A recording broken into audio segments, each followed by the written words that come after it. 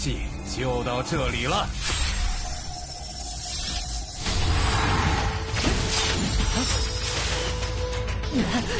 看你还能等多久！ Assalamualaikum sekuad capruk dimanapun kalian berada. Aduh, kembali lagi bersama gua Dwi di Ngacapruk Film. Yah, by the way, semoga kalian selalu sehat, lancar rezekinya, dan jangan lupa sedekahnya. Dan seperti biasa, tanpa ngoceh ngidul ngaler, kita masuk ke lanjut dari episode kemarin. Saat pertandingan dimulai, masing-masing saling menunjukkan kekuatannya.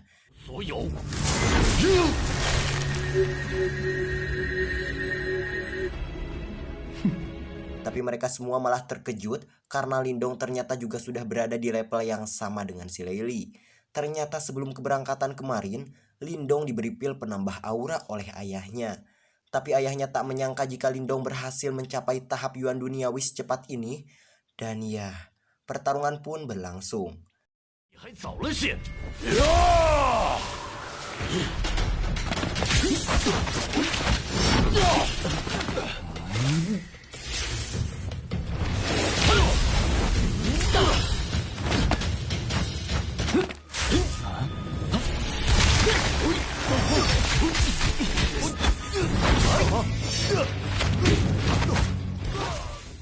Di sini Leili mengerahkan jurus andalan klannya dan sangat pede alias percaya diri akan mengalahkan si Lindong.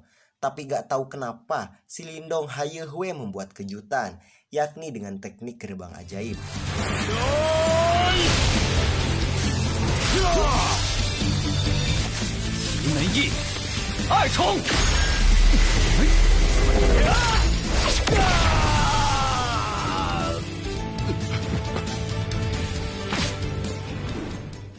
Setelah Lindong berhasil mengalahkan Leili, Lei Bao terlihat sangat kesal karena kehilangan satu-satunya aset berharga miliknya. Singkat waktu, Kintan Lindong dan Wuyun bermain dengan anak dari harimau itu dan mereka menamainya Souyan.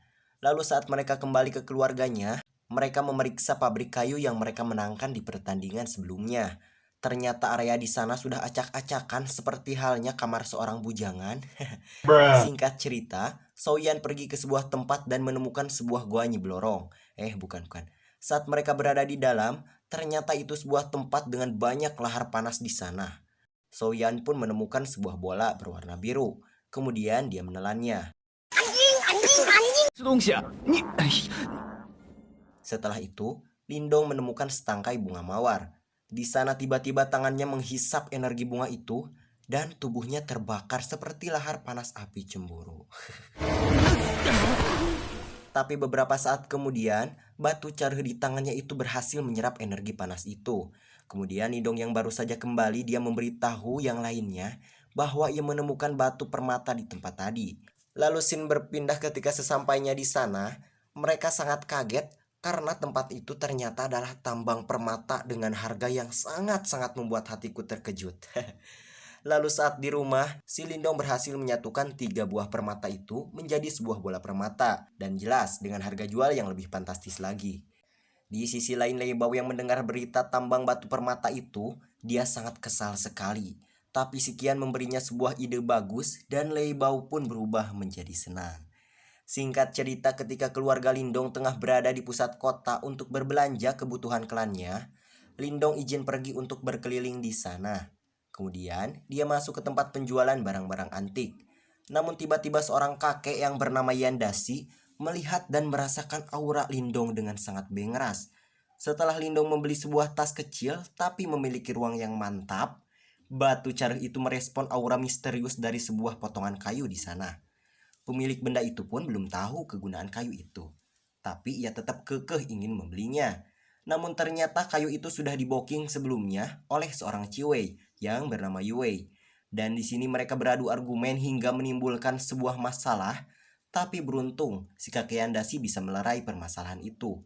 Ternyata kakek Yandasi adalah gurunya Yue. Dan Yue pun akhirnya pergi.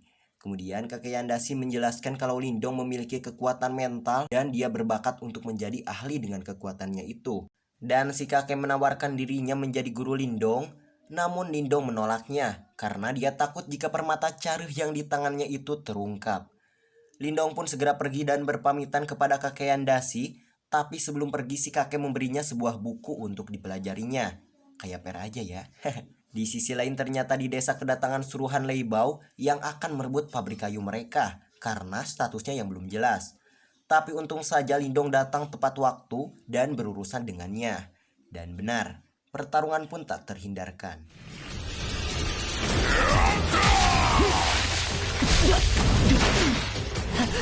看你还能等多久！奇门印，加口。小子，受死吧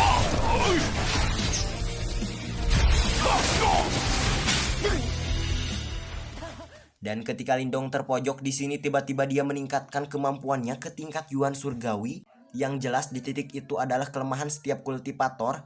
Lalu Musa yang sudah mengetahui itu, dia memberi tugas kepada bawahannya. Barang siapa yang bisa membunuh Lindong, dia akan menjadi tetua tanpa syarat apapun.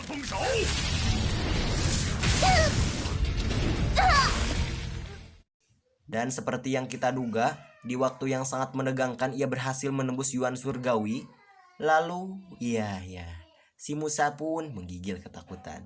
Dan jelas, dia dibunuh dengan sangat edan. Musa Shema, Jiabei.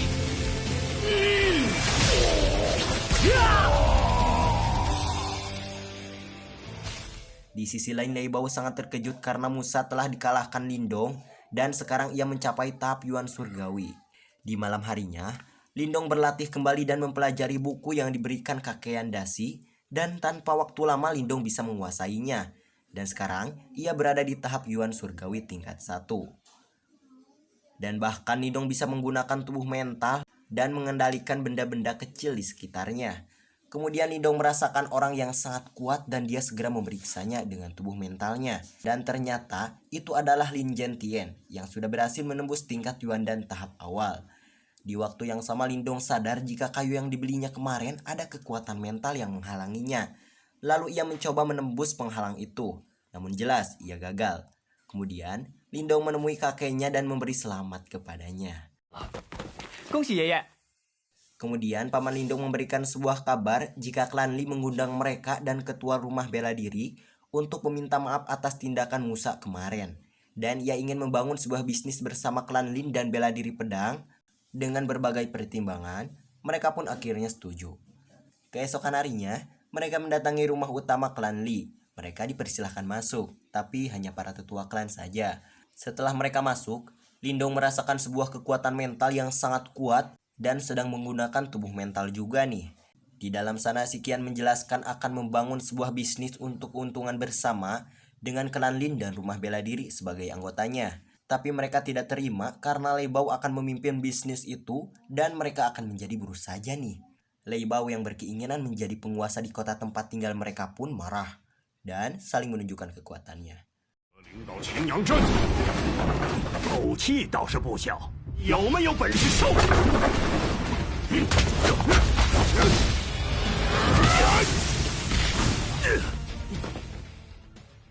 Lalu Luo Cheng yang ingin menyerang si Qian, pedangnya tiba-tiba terhenti dan terlempar begitu saja. Kemudian muncullah seorang laki-laki yang ternyata adalah gurunya si Qian yang bernama Guyin. Dia adalah salah satu pemimpin Serigala Darah. Pemimpin Serigala Darah yang memiliki kekuatan mental tingkat tinggi dan sudah mencapai Yuan dan tingkat 2. Dan dengan mudahnya mereka semua dikalahkan.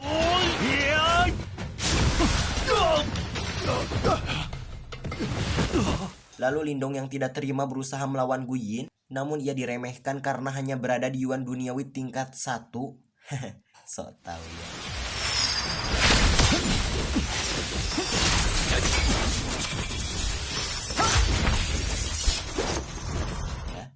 Tapi tak disangka-sangka Lindong juga sudah menguasai teknik dari kekuatan mentalnya. Hingga akhirnya Guyin menunjukkan kekuatan ulti mentalnya, yaitu Jarum Dewa. Dan jelas Lindong tidak bisa menahannya.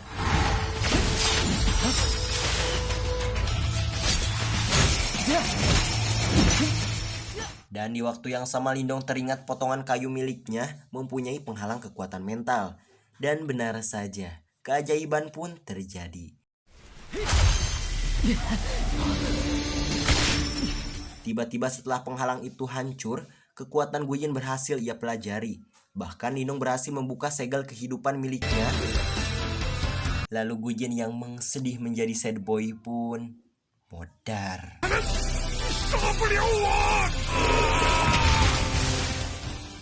Oke, squad Capruk dimanapun kalian berada, jangan lupa di follow IG kami ya, @ngacaprukfilm, dan FB juga, Ngacapruk. Mungkin untuk video kali ini sekian dulu. See you next video. Bye-bye.